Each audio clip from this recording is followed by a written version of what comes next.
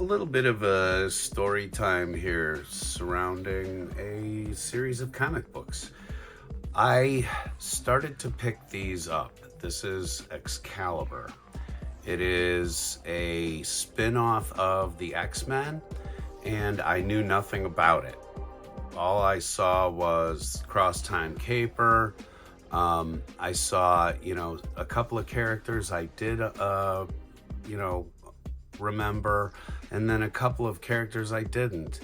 And so I thought, this is kind of cool looking. And so I started picking these up, and I talked about them one time on the channel, and then a very good friend of the channel now has sent some in to us of this series. So I wanted to talk a little bit about it and show you these covers, because the covers are what originally just sort of drew me in. I like when comic books get weird. I like it when they'll take established characters and shake things up.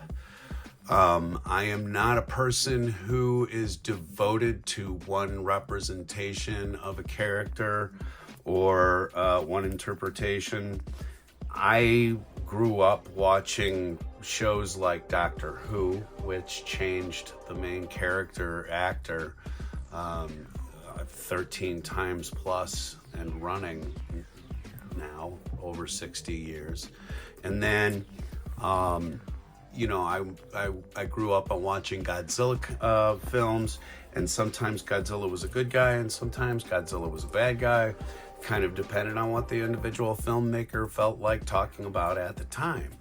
So in terms of another artist coming along and interpreting a character, or another writer coming along and interpreting a character, I have far less attachment. I have far less in terms of that sucks because that's not my Superman, or that's not my Batman. So over the years, I kind of was drawn to when they would take characters and do strange things with them. And obviously X-Men is a universe that is just absolutely filled with possibilities in terms of the amount of characters and the overall arcing story. There's just so much you can do. And in this case with Excalibur, I was fascinated by the Cross-Time Caper. I figured 9 issues, I would be able to get myself through it and get a small immersion into this this comic book line. What I didn't realize at the time when I started picking these up was just how big this series eventually became over time. And not in terms of big sales and everything like that. I'm not sure how popular the book was, but I was kind of like intrigued by this. And one of our viewers, Chris Scheetz, a wonderful guy down in Florida, sent me, and I'm not trying to dox you, Chris, by saying that, but you're our Disney connection, and now the Excalibur connection.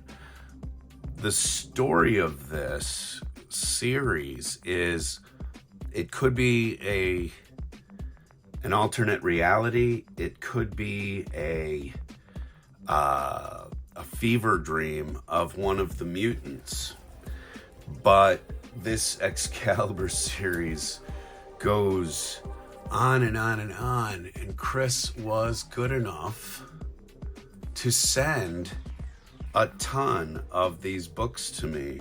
Now, some of these you will see are seconds of the series that I already have this issue, but then after those first couple go by, these are all issues that I did not have, and Jersey sent them to me, which is madness. I remember speaking to him about him a long time ago, and he remembered that I was kind of getting into this series, and so he sent me all of these, and I'm just gonna do cover flashes here and talk about it a little bit. These come a very long distance, both in physical distance and in time. This is from back when Marvel Comics was trying to get a little further fandom built around the world, so they were trying to institute various different characters from different walks of life, British heroes, and as you know, with Alpha Flight and stuff like that, it was Canadian heroes. They were trying to increase their stake around the world at this time. It was back in the 90s. And so this was one of those series that was, it dared enough to be different and do it. And I am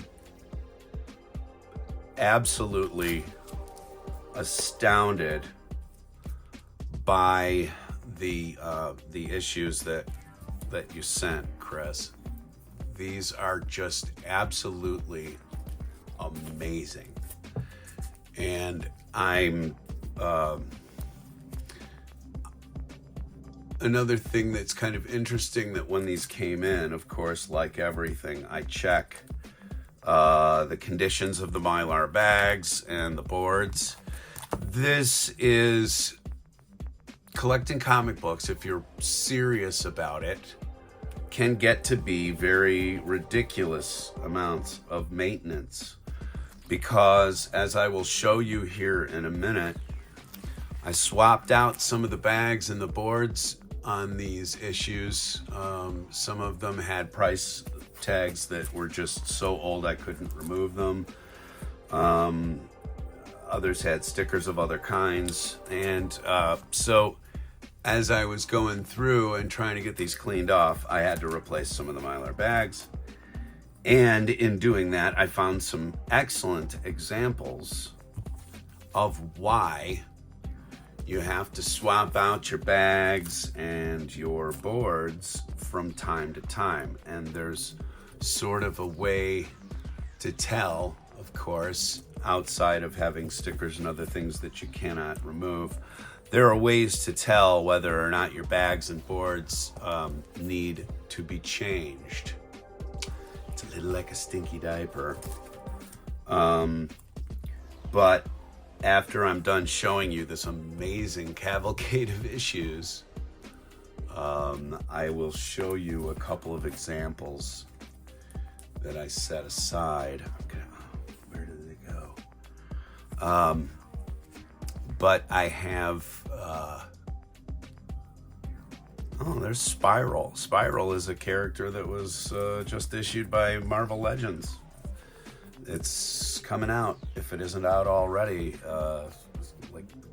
4 sets or 4 arms. Handy when you're swinging weapons, I guess. But the artwork on these is absolutely fantastic.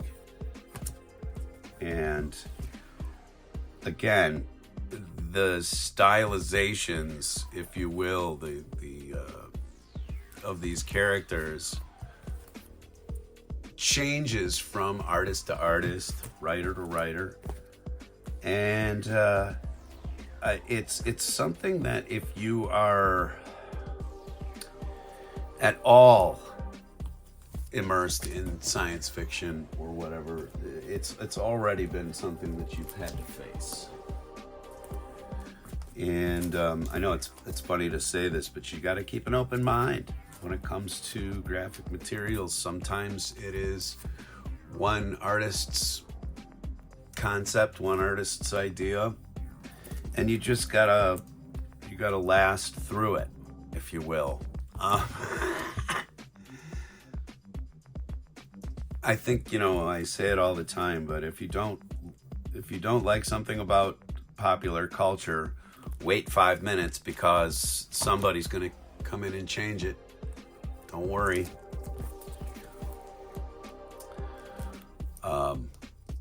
Sorry about the cat hair and stuff that's on my velvet. We're getting down to it. We're getting almost to the end here.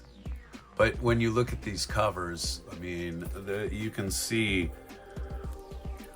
why I absolutely I adore the art styles that are cutting through this, because they're very very different from one to the next.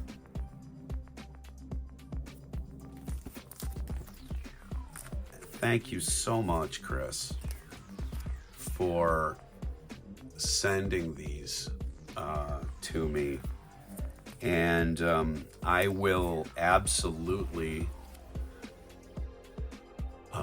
shepherd them with love and dedication into the future.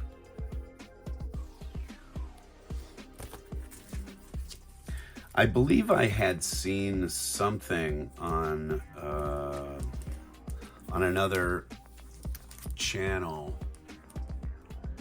which they were talking about upcoming Marvel projects for Disney Plus, and I am almost certain, I'll have to do a search, but I am almost certain that I did see EXCALIBUR as one of those properties that was in the stages of pre-development. So that's kind of fun. I did not jump on this bandwagon to make any kind of killing. I am not speculating on these issues. I am only collecting and adoring these issues. And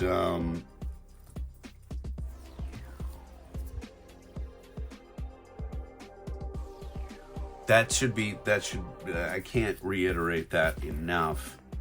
Here's the final cover there of this collection, which has been sent to me.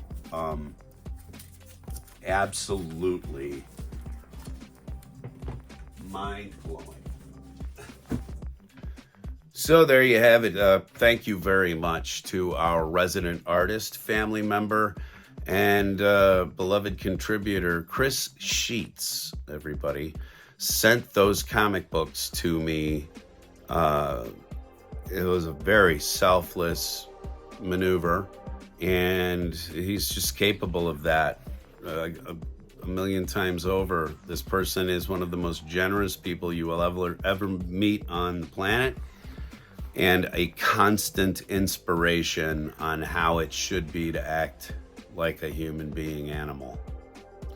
Jersey, you are the best, and I will shepherd this collection forward and take good care of it.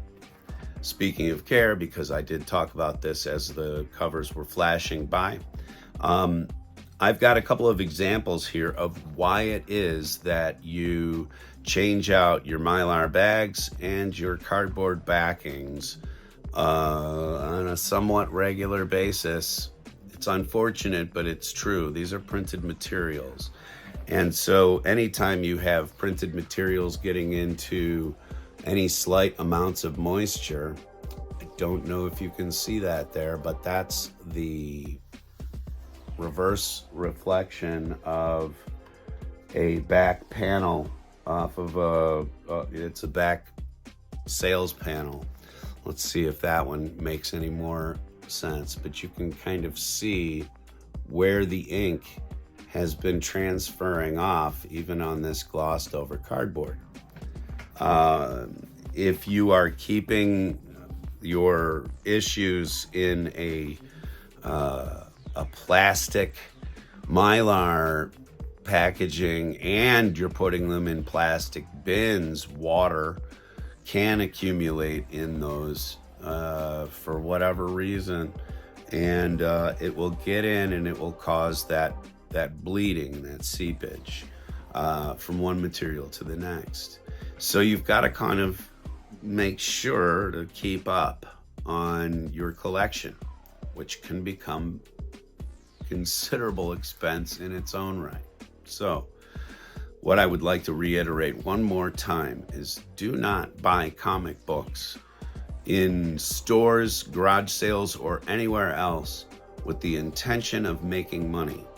If you find, like my friends who sent me their collection to go have it assessed, that there are one or two in there that are in extremely good shape and that happen to be prized issues. And all of this is a little like winning the lottery or getting struck by lightning. There's a tremendous amount of luck at this point finding issues of this nature.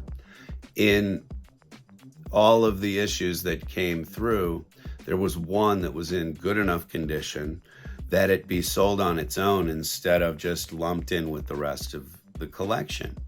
And that's an issue that's worth between $50 and $80. So I'm going to sell that aside, separate from the entire collection, which will probably be absorbed by the store. We haven't got an answer yet out of whether or not the money was good enough, but I will have an update on the K collection coming up very soon. Thank you for tuning in and checking out some comic books. I know it's not everybody's jam, but we try to do a lot of different things here. We don't like getting stuck on one topic one day and just successively beating it into the floor. So if you don't like what we're doing one day, come back and try the next day because it's going to be a little different. We do have a build coming up in the future here because my paw is getting better. The thumb is still a little triggered, but I'm bouncing back. So stick with us. We'll get out of this comic thing. Oh, and I do have a couple of movie reviews coming up. Those are going to be some lengthy vlogs. Nazar will like that. It's nothing but me pontificating on cinematography. Anyway, folks, if you like what you see, please hit the subscribe button, hit the notification button, and if you hit all, then all of our notifications will come through to you, and you can find out when you want to come through and waste time with us again. We know there's a lot of content out there that is almost exactly like ours, so thank you for spending just a little bit of your time with us. We appreciate it. Anyway, come on back tomorrow. I will have other things for you to look at. It won't be comic books. Maybe it'll be a couple of comic books. I don't know. No promises. Take it easy, everybody. I got stuff I got to go do. Hey.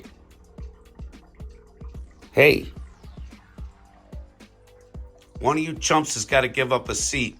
Who's it going to be?